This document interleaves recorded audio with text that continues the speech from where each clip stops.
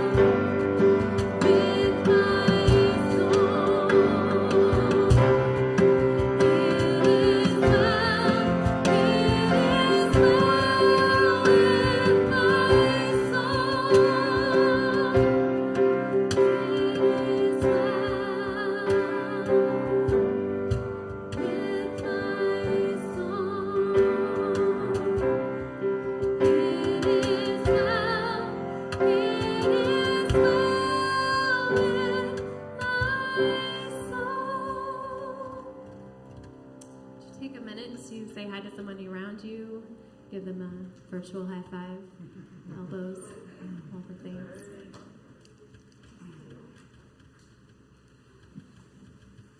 Hey, good to see you guys this morning. You guys can have a seat.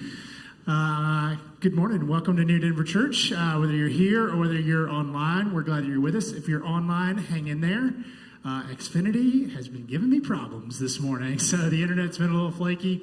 If it goes out, just refresh it. My name is Stephen, one of the pastors. I'm also the IT guy around here. So it's been a stressful morning for me, but we're glad that you're here. And if you're new, if you're visiting with us, we want you to know that our mission at New Denver is to lead people in a growing relationship with Jesus Christ. And what that means for you, if you're new, is we want to help you take steps of growth in your spiritual journey and understanding who Jesus is and what it means to follow him. We have a lot of different ways to do that. The best way to find out information about what's going on in our community and ways you can get connected is through our website these days, newdenver.org. If you want to connect with us, meet with a pastor, find out more about our community, or find out what's going on, that's the best place to go. Excited that you're here today. We're actually starting a new series called You Lost Me at Leviticus. So we're starting a new series on Leviticus. Don't leave. Don't stand up. Don't. It's going to be good.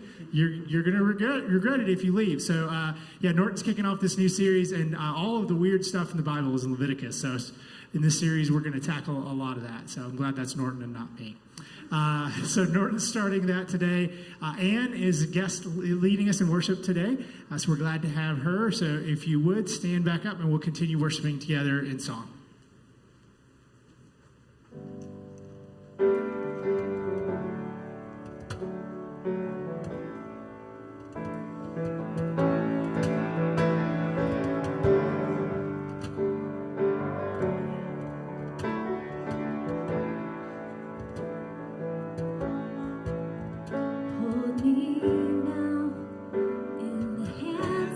Created the heavens.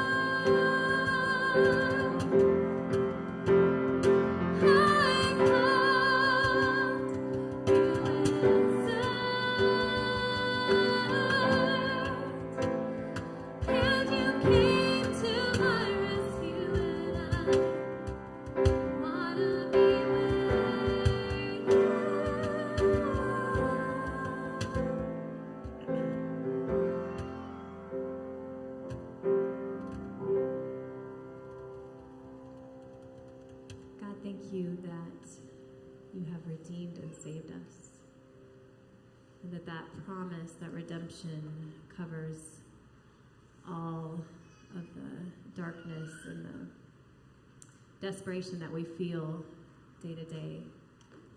You are greater and bigger and over all things. And so we surrender to you this morning, because that's maybe all we can do is surrender you in this moment. But we give you this morning. We thank you for it. We thank you for the people who have given so generously so that we can be here, so that the ministry of New Denver can continue. Pray that your name would be made great this morning. In your name, amen. All right. Good morning, everyone. You can have a seat. My name is Norton, and I'm one of the pastors here at New Denver. And today we're going to begin what will be one of the most interesting and hopefully one of the most fun sermon series we've ever done, because we're going to spend the next 13 weeks deep in the book of Leviticus. And it's going to be super challenging for me, and it's going to be super challenging for you. In fact, some of you have already said, why in the world are we doing this, right? Why are we doing this series? Because if you've been around church for very long, or you've ever read the Bible, you know the Bible isn't just one book. It's 66 different books. And if you try to read through the Bible, it's easy and fun to get through books 1 and 2. But then you get to the third book, which is Leviticus. And almost all of us hit the Levitical wall at that point, right? It's like hitting a brick wall for a bunch of reasons. Number one, because Leviticus is full of rules and regulations and rituals, and they're just tedious and they're repetitive and they can get really boring to read. And so reading through Leviticus starts to feel a bit like a slog. But number two, some of the rituals that are described in Leviticus are primitive, they're barbaric, right? They're just, there's animal sacrifice that is described in all of its gruesome and gory detail. And not only is that hard to read, but you read it and you just think, this has nothing to do with my life. This has nothing to do with our world. This has nothing to do with my faith or the way that I follow Jesus. And that just makes it really tough. But here's, I think, the biggest challenge of Leviticus.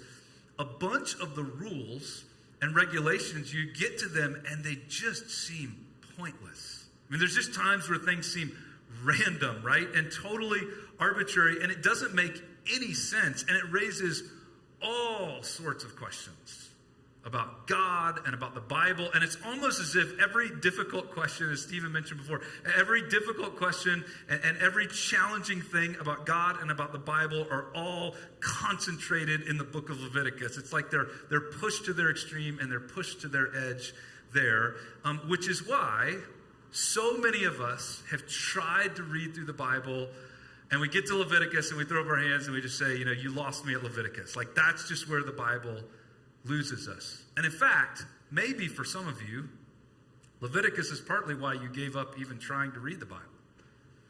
Maybe Leviticus is partly why you stopped going to church a long time ago. Or maybe Leviticus is one of the reasons why you're just not even sure what you believe about God anymore. And it's for that reason that I think we need to read this book.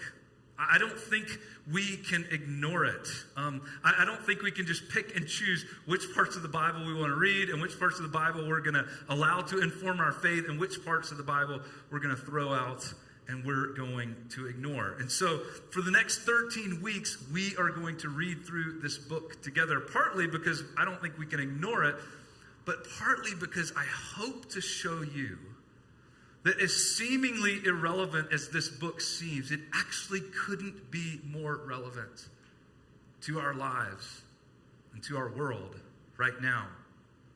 Because you see, Leviticus is not just about rules and regulations and rituals. It's also a book about social justice in society. Do you think that's an issue we could use some wisdom and insight on right now? Leviticus is about how to manage your time well, how to manage your schedule, how to manage your calendars well. Do you think that's important for anybody listening right now? Leviticus is about the pervasive human experience of guilt and shame and how to live a life free of guilt and shame. Is there anyone who would like to live a life like that? Leviticus is about resolving conflict with others. It's about economics. It's about the environment. It's about human sexuality. It's about family relationships. It's about leadership. Are any of those things relevant in our world right now? Leviticus is also about how the God that we worship is often different than what we assume about him. We assume that he's an angry God. Did you know that the Hebrew word for anger doesn't show up once in the entire book of Leviticus? And what we're going to see is he's actually a God of grace and compassion and mercy and justice, and that he's on your side and he's on my side, and he has a bigger vision for your lives and for our world than even we have for ourselves. In fact, Leviticus was so important to the earliest followers of Jesus that John and Paul and Peter and the writer of Hebrews all discuss or reference the book of Leviticus. There's references all throughout the New Testament to it. In fact, Jesus would often reference it. In fact, one of the most famous things that Jesus said, probably the most famous, that people who don't even go to church, who don't even follow Jesus would say, yeah, he was right on there. That's something that we should all do and we should all live by. It wasn't original to Jesus. He was just quoting the book of Leviticus. And so for the next 13 weeks, I want to take you on a journey. It's a journey that I've been on personally for the last 2 or 3 years. We're going to take a journey through the book of Leviticus. And today we're going to kick it off by literally just reading one verse. We're only going to read one verse today. We're going to look at some background. I'm going to share with you a few important ideas, and then I'll wrap up by giving you some tips for how to move forward and navigate this difficult book. So let's jump in. Here's how Leviticus starts. Chapter 1, verse 1 says this. The Lord called to Moses and spoke to him from the tent of meeting. And there's a couple of interesting things in this opening sentence, because right off the bat, we're not really sure what's going on. Why did God call Moses? How did he call him on the phone? Like, what, did God need something? Why is God calling Moses? Is there something wrong? What's going on? What's the tent of meeting? When is this happening? Where is this happening? And honestly, it feels like we're jumping into a story halfway through. Well, like we're jumping into the middle of a paragraph or the middle of a story, or we're jumping into part 2 of something, and there was a part 1, but we missed part 1. It's like watching The Empire Strikes Back first, right? Or The Two Towers, or Avengers Infinity War. It's like watching one of those first, and the story's already going. Something has already happened, and we're not sure where we are. In fact, let me show you how the verse 1, reads in the original Hebrew. This is how it reads, if transliterated into English. It reads this way.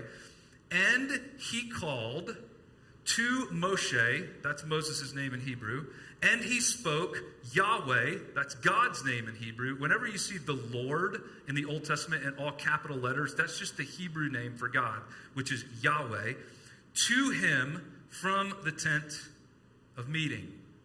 So things are ordered a little differently in the Hebrew. Oftentimes they'll put the verb up front and then the direct object and then the subject, which seems totally backwards to us, but they would say it's backwards for us to put the subject first. So they just do things a little differently in Hebrew. But the very first word is these three English words. It's translated into three English words, but it's only one Hebrew word, and he called. And it's the Hebrew word Vayikra. Vayikra. All right, let's all say it together, all right? Vayikra. I didn't hear you. Vayikra. All right. The reason I want you to say that is because this is the name of the book that we're about to read in Hebrew. This is the name that they gave to the book. If you went to a Jewish synagogue today and a rabbi or a cantor stood up and said, we're going to read from the Torah this morning, I want you to open up your Torahs. We're going to read from the book of Vayikra. That's what he would say. Now, Leviticus is a Latin word, and it was given to the book hundreds of years later after it was written. And in Latin, it means for the Levites, because hundreds of years later, there was a tribe of Levites, and they were the priests. We'll talk about them.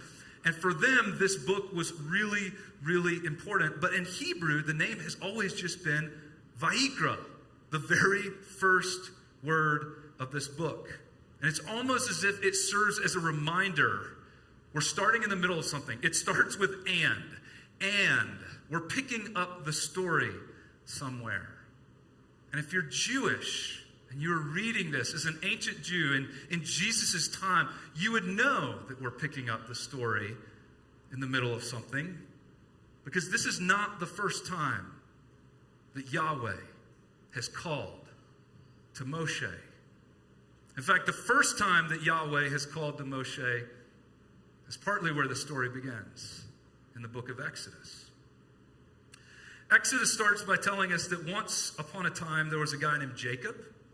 Jacob had 12 sons. His 12 sons all had families. Jacob actually went by another name. The other name that he went by was the name Israel. Israel in Hebrew was a name that meant one who wrestled with God or one who struggled with God. Have you ever felt that way? I just struggle with God. That was Jacob, and he was called Israel. And so his 12 sons and their families were the 12 tribes of Israel. And we read that there was a famine in their land, and so he and his sons and their families all pick up and they move to the land of Egypt. And at that time, they're basically just one big extended family. And then Exodus tells us in the very beginning this: the Israelites were exceedingly fruitful. They multiplied greatly. They increased in numbers, and they became so numerous that the land was filled with them. So these sons and their families, they have children, and then their children have lots of children, and then those lots of children have lots more children, and generation after generation goes by, and what was originally a very small ethnic group of one extended family becomes a really, really large group of people, so much that the story says this next. Then a new king to whom Joseph was one of those original sons who had grown in influence in the land of Egypt, to whom Joseph meant nothing, came to power in Egypt. Look, he said to his people, the Israelites have become far too numerous for us. Come, we must deal shrewdly with them, or they will become even more numerous. And if war breaks out, that was always a constant threat, and the Egyptians were focused on building up their military might. If war breaks out, they will join our enemies and fight against us and leave the country. Now, as I begin to tell this story, most of us already know it. Right? We know the general outline, or if you've been around church at all, or you've seen any of the movies, we know the general contours of this story from Exodus. But the details are really important for where we're going. Because look at what the king of Egypt, who we know is called Pharaoh, look at what he orders the Egyptian leaders to do. Next verse.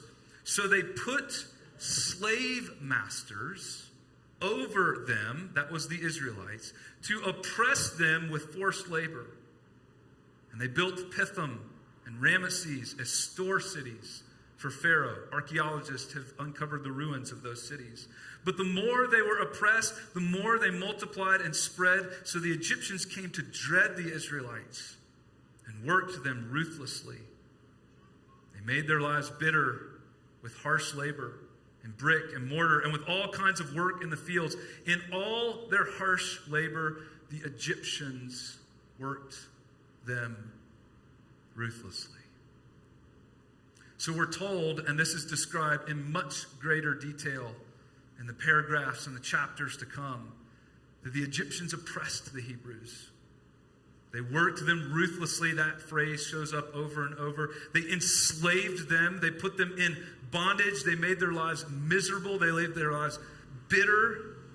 And what kind of work did they do? Well, they did work out in the fields, gathering up crops. But it says they also built things with brick and mortar. They built store cities for Pharaoh. But let's just pause there and we skip over this detail oftentimes, but let's pause there and just think about that for a second. Why do you build store cities? To store your riches, right? To hoard your excess. To increase your wealth, to increase your capacity for more wealth. Jesus told a story about this one time. A guy who just kept collecting more and more and building more and more barns so he could accumulate more and more. You build store cities to accumulate your capacity for hoarding and possessing more and more and more. And what we see is that Egyptian society is becoming ordered in a very specific way. There are the people on the top, and there are the people on the bottom. And the people on the top are using their power to oppress the people on the bottom. The people on the top are increasing their wealth at the expense of the people on the bottom.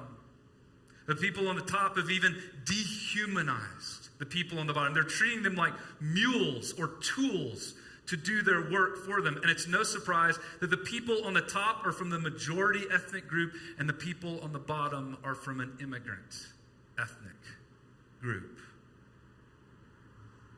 What we begin to see as you read about this society is that it is a society with massive economic inequality and entrenched systematic injustice. And if you are on the bottom, and this has been going on not just for generations, but for hundreds of years, it raises all sorts of questions, right? Who decided who was on the top and who was on the bottom? Who ordered the world in this way? Is it possible that it could ever change? Is it possible that after hundreds of years of being ordered this way, we could have power and the people on the top could have none? Or will it always be this way? And where is God in all of this? Where is the God of our forefathers, of Abraham, Isaac, and Jacob? Where is he in all of this? And Exodus tells us that the Israelites groaned in their slavery and they cried out. And their cry for help because of their slavery went up to God. It's like smoke ascending to God. And God heard their groaning. He heard their cries. He heard their complaints. When we cry out to him, when we complain, when we lament, when we say, this is not fair, this is not right, he heard all of that. He heard their groanings. And then Exodus tells us that the way God responded to all of that was Vayikra. He called to a man named Moses. And this man named Moses, he said to Moses, and I'm just going to summarize because he says a whole bunch of things to Moses, but he says basically, I've heard your cries, I've heard your complaints, I've heard your laments, and I'm going to fight for you. I'm going to go to battle for you. I'm going to be on your side, and I am going to come down and rescue you from your slavery and from your bondage and lead you to freedom, right? And we know this part of the story because Moses then goes back to Pharaoh, and you remember all the things that happened. Moses says to Pharaoh, let my people go. And Pharaoh says, no, I'm never going to let your people go. And so Moses throws a plague at Pharaoh and on the Egyptians and on the Egyptian leaders and the systems of power in Egypt. And then the plagues get worse and worse and worse. And at every turn, the Pharaoh and the people in power say, no, we're never going to let you go. They just keep doubling down because people in power rarely give up their power very easily. In fact, finally, after the plagues get so terrible, after the 10th plague, the Pharaoh says, fine, you can leave. We don't want you anymore. And right when the people leave, he changes his mind and he sends his army after them because he decides, I'm not going to let them go that easily and we're just going to destroy them. We're never going to let them win. And so he sends his army after them, and we're told that the Egyptian army is the one that gets sunk in the Red Sea, and the people of Israel are free from the power structures of Egypt. Now, if you were an ancient person reading this story, this is told in the first 15 chapters of Exodus, you would know this was not a battle between Moses and Pharaoh. This wasn't even a battle between Israel and Egypt. Any ancient person would have thought and known this was a battle between Yahweh and the gods of Egypt. And ultimately, more specifically, this was a battle and a fight and a conflict between two ways of ordering the world. God's way of ordering the world and the Egyptian way of ordering the world. You see, the way of Egypt was about military might. It was about growing your power. It was about accumulating wealth. And it was about exploiting the people on the bottom in order to do that.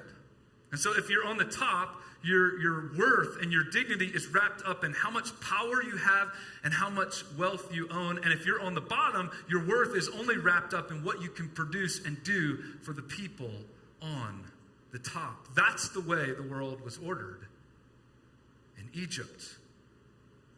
And if we're honest, that's the way our world is still ordered in many ways and in many places today. But then there's Yahweh, and Yahweh has a very different vision for the world. He has a different vision for humanity. He has a different ordering for society. He has an ordering where all people flourish, where all people have dignity, where all people have worth because they are connected to their Creator who made them and loves them and gives them worth. God's ordering of the world is not about what you can accumulate or the power that you can achieve. In God's ordering of the world, there's no people on top and there's no people on bottom. There's just people who love and bless other people because their Creator loves and blesses them. And do you see how this ordering of the world is so different from the Egyptian ordering? And so God rescues people from the Israelites from the Egyptian order and all of its inequity and all of its injustice and all of its years of despair. And he's basically going to show them a new ordering for the world. And so he leads them out of Egypt. We know the story. They go into the wilderness.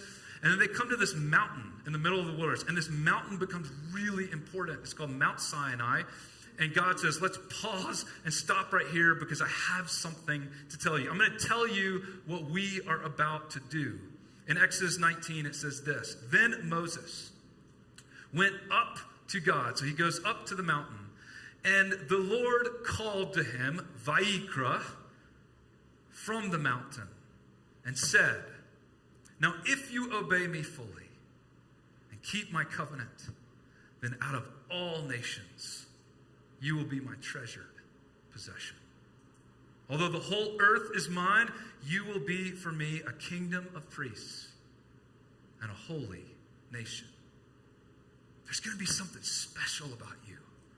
You're my treasured possession. And yes, I created and I loved and I oversee all nations and all people. But I have something special for you. You're going to be a kingdom of priests and a holy nation. Now, those two phrases are really important. What do they mean? Priest. Think about priest for a second. The word priest simply means someone that connects you to God. So someone that introduces you to God. someone who helps you know God and understand God and live with God. And so God says to the people of Israel, you're going to be a whole kingdom of priests. You're going to connect other people to me. You're going to introduce other people to me. You're going to show me and reflect me and embody me to other people. When other people want to see what I'm like and what my way of ordering the world is like, they're just going to look at you. In fact, there's almost this imagery of, if I could take on a body, God is saying, if I could take on a body, it would be you. I would come and be you, so that when people look at you, they're going to see me. That's what Kingdom of Priests is all about, which also means you're going to have to be different. You're going to have to be different from the Egyptians. Because their way of ordering the world and the way that you've lived for hundreds of years in that ordering of the world, that's not my way of ordering the world. That way is destructive. That way leads to human diminishment, human despair, human dysfunction. So you're going to have to be different from the Egyptian way. You're also going to have to be different from the Canaanite way.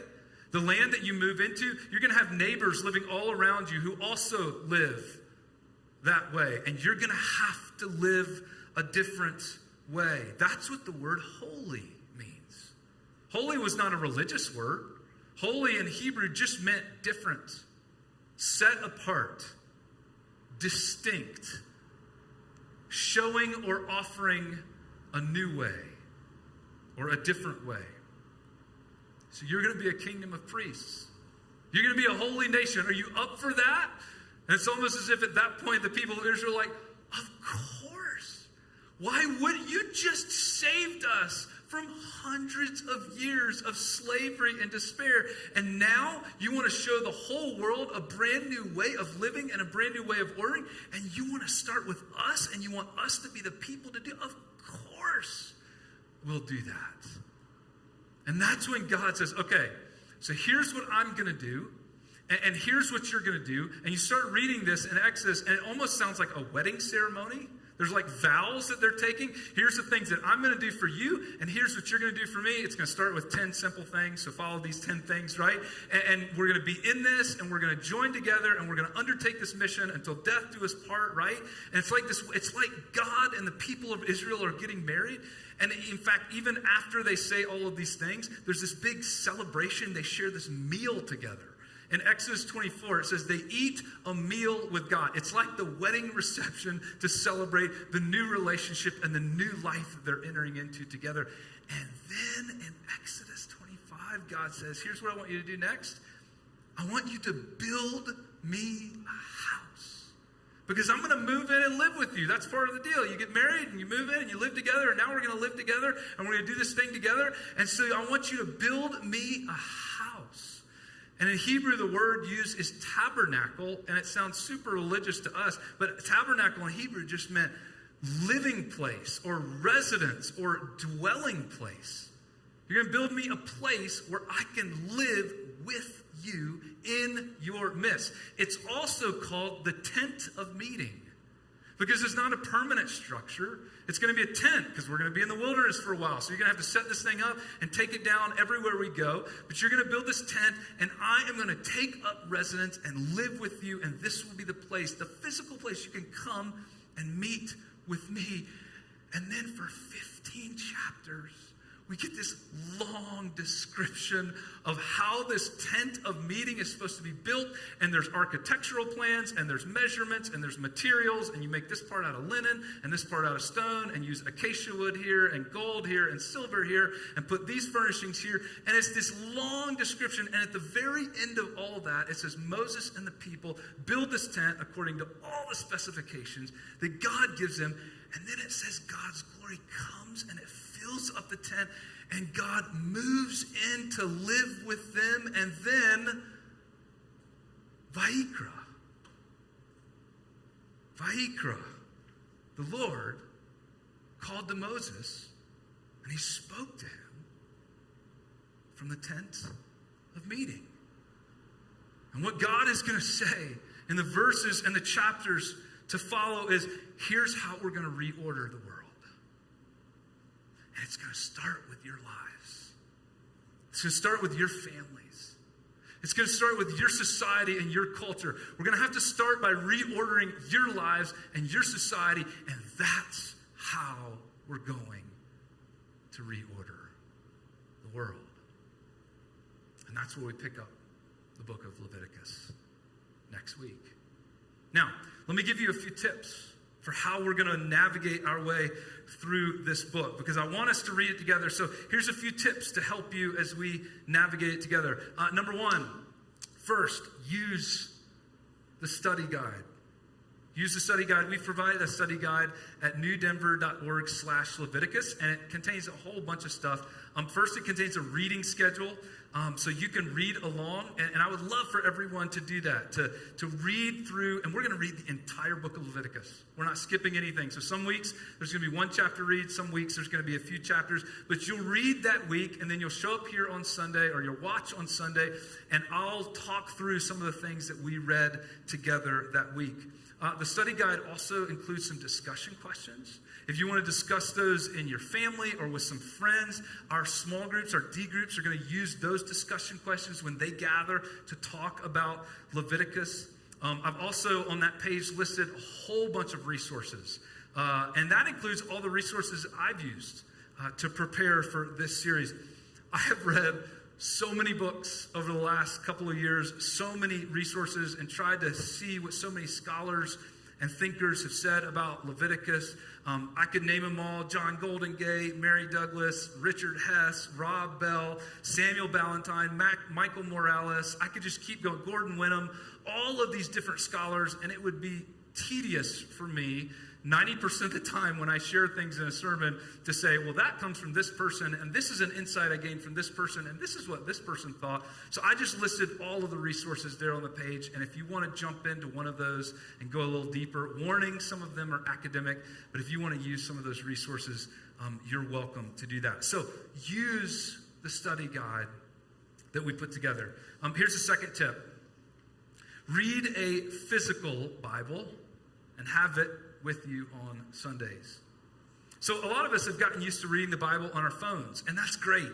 There's some great apps that help you, and it can be super easy and convenient, and there's some really neat tools on there.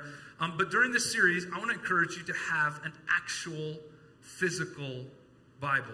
So we're going to read a whole bunch of verses. Sometimes we're going to skip around those verses because we're going to try to read through some things really quick.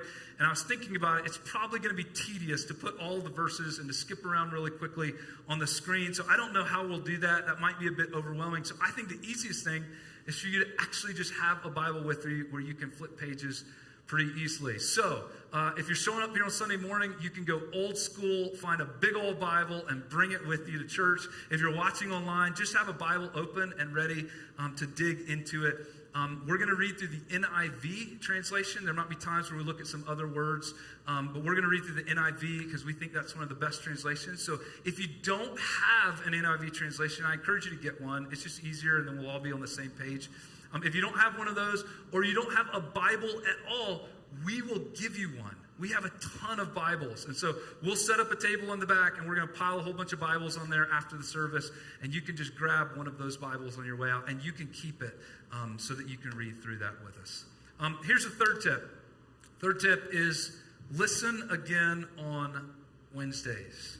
So there's so much to cover in this series. Partly because there's just so much in the book of Leviticus, and we're reading through all of it, but partly because it raises so many questions, and there's all these rabbit trails that you're going to discover that lead all in different directions. And on Sundays, we're going to be able to take some of those rabbit trails and dig a little deeper, but there's going to be a bunch of rabbit trails where I'm just going to say, I have no clue what that means, figure it out yourself, or we just don't have time to talk about that. So here's what I'm going to do. I'm going to record a second message. It's not going to be a sermon. It's going to be me sitting at home talking into a microphone from my desk at home, where I just offer a few thoughts on some stuff that we couldn't talk about on Sundays because there was so much, and there's some things that I'm going to have to leave out. And so I'll record a second podcast, and we'll post that. So for instance, this week, there's this amazing thing that's going on beneath the surface. And it happens at the end of Exodus. And it's actually picked up on at the very beginning of the book of Leviticus. And it shapes everything that we read from here on out. And it goes back to Exodus, and it even goes back farther to that, to some things that are at the very core of all of human existence. But it was such a big idea that I didn't have time to talk about it this morning. So I'm just going to talk about it this week, and that'll be part of the podcast. So we'll upload those on Wednesdays. So listen again, and you can subscribe and get those and listen each week. So, fourth tip. When you read Leviticus, let Leviticus read you. So this series is just as much about you and your life as it is about this book. It would be easy for us to take this book and analyze it and study it and treat it like a specimen to be studied, or almost treat it like a puzzle to be figured out. And once we figure it out, we've done it, we put it back in the box, and we put it on the shelf. And if you've been around church for very long, or if you've been a part of small groups or Bible studies, you know that sometimes we do that with the Bible. We treat it as something to be studied. And of course, we're going to study this over the next several weeks. And of course, we're going to try to address some of the many questions that it raises. And I hope you get some answers to those questions. But let's not forget that the words in the book of Leviticus are living and they're active. They're full of life, they're full of conviction, they're full of mystery, they're full of imagination, and they can penetrate our hearts, and they can penetrate our souls, and they can penetrate our lives, and they can penetrate our families, and they can penetrate our minds, and they can penetrate our attitudes, and they can penetrate our world if we let them. And so let's be open as we read this book to letting it read us and begin to form us and shape us in a new way. And here's the last tip. Then we'll close. When you read, don't ask, why did God do it this way? Instead, ask, why was this included? You see, I don't think you can answer the first question until you've asked and answered the second question. Which is going to be really hard because you're going to read through and you're going to come to some things, and it's going to be this way for the next 13 weeks. It's going to be this way this week. You're going to read some things, and they're not going to make any sense to you initially. In fact, you're going to read some things that sound appalling at first. You're going to be appalled by some of the things you read. And the first question you're going to ask and you're going to get stuck on is, why in the world would God do this? Why would God ask people to live this way? Why would God command this? And it's so easy to get hung up there. But what I've discovered, and what so many other people have discovered, is when you come across one of those weird verses or weird passages or weird stories, is to start with the second question. Why was this included? Why was this included by the people who originally wrote it, or the people who originally read it, or the people who originally lived by it? What does this tell us about those people and their stories and their world? Because when we begin to explore the answers to those questions, it almost always helps us to better wrestle with our own questions about who God is and what he's up to in our world and what the reordering of our own world just might look like. You see, I think God wants to say some things to each one of us. I think God has a lot to say about what our world looks like and how it might be reordered, what our lives look like and how they might be reordered. And it's just possible he might use this really strange book in order to do that. So let me pray for us as we begin this journey together. God, we do pray that you would use this study, this time, these next 13 weeks in our lives as we reflect on these ancient words that were written down hundreds and hundreds of years ago, words that formed such a huge part of one people's life, And so, God, I pray that somehow they would form a part of our lives. I pray that you would help us when there's so many cultural references and things that seem odd and strange and different to us. Pray that you would help us to not get overwhelmed by the details, sometimes by the repetition. And God, I just pray for each and every person in our community of faith, wherever we are on our journey with you. I pray for those that have been following you for so many decades. I pray for those who are maybe new to following you. I pray for those who have big doubts right now about what it means to follow you. God, I pray for those who are asking the tough questions, who are not even sure they want to follow you anymore, who have been hurt by life, by people. They're just not sure what to do with all that. God, I pray that as a community of faith right now, in the coming weeks, we would seek you out, we would draw close to you, and you would draw close to us. Pray all of this in your name. Amen. All right. Well, that's it for our service this morning. Let me wrap up by just sharing you a few things that are happening in the life of our community. Just a few announcements for you, ways that you might get connected. So first, I wanted to let you know, if you are a parent, we have a parenting workshop coming up. In fact, it's not even really one workshop. It's a 4-part workshop on the next 4 Sundays in September. It's all going to be on Zoom, so it'll be super easy for you to join in. It takes place 7:15, right? Yep, 7:15. So put the kids to bed and then join the Zoom call. And the topic is going to be how to disciple your kids, or how to teach them and grow them up in the faith that you desire for them to have. So the next one, or the first one, I should say, starts next Sunday at 7:15 p.m. It's for every parent. So it's, if you've got infants, awesome. If you've got toddlers or elementary kids, awesome.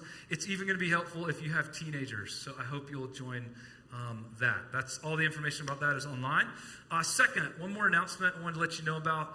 We have a Denver Justice Weekend coming up. We've talked about this a little bit in the past, and I think the events of this past week continue to drive home that this is an issue we cannot afford to ignore. And if you watch the news, you continue to be as baffled and just feel lost and unsure. What can I do, and what's going on in our world, and how do we make sense of everything that's happening? And so this is a great next step for that. It's a weekend. It's really just a day and a half. It's not even overnight, so it's just during the day, where you're basically going to go on a walking tour of some neighborhoods in downtown Denver, led by an expert in race relations and justice issues and the history of Denver. His name is Jeff Johnson. And I need to tell you, I did this exact thing 15 years ago with Jeff. Me and a group of people went with him for several days on this exact tour, and he showed me so many things that changed the way I think about justice, about God, about our city, and what's happening in our city. And so there's a few spots left on this. It'll be outside. It's super safe. So I hope you'll go to our website and consider signing up. That happens in just a few weekends. So one last thing, let me let you know. We're going to kick off a new initiative this fall. We're partnering with another organization that's going to begin to help us think through how we can support and help marriages and relationships in our community of faith. So as we kick that off, we're just going to launch a survey this week to get some feedback and to collect some data from you. So we're going to send a survey to everybody in our community of faith, whether you're married or single, you're in a relationship or not in a relationship, because we'd love to hear back from you about some of those things. So it's just a heads up. You're going to get a survey this week. If you could fill out that survey, that would be super helpful to us. So that's it for today. Would you stand and join me, and let me just say a blessing as we all go out.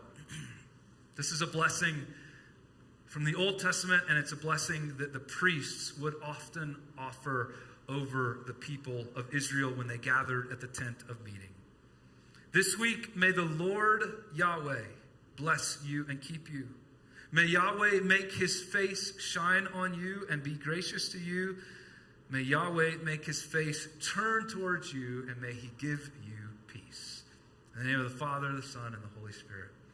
Amen. Thanks for being here. We'll see you next week.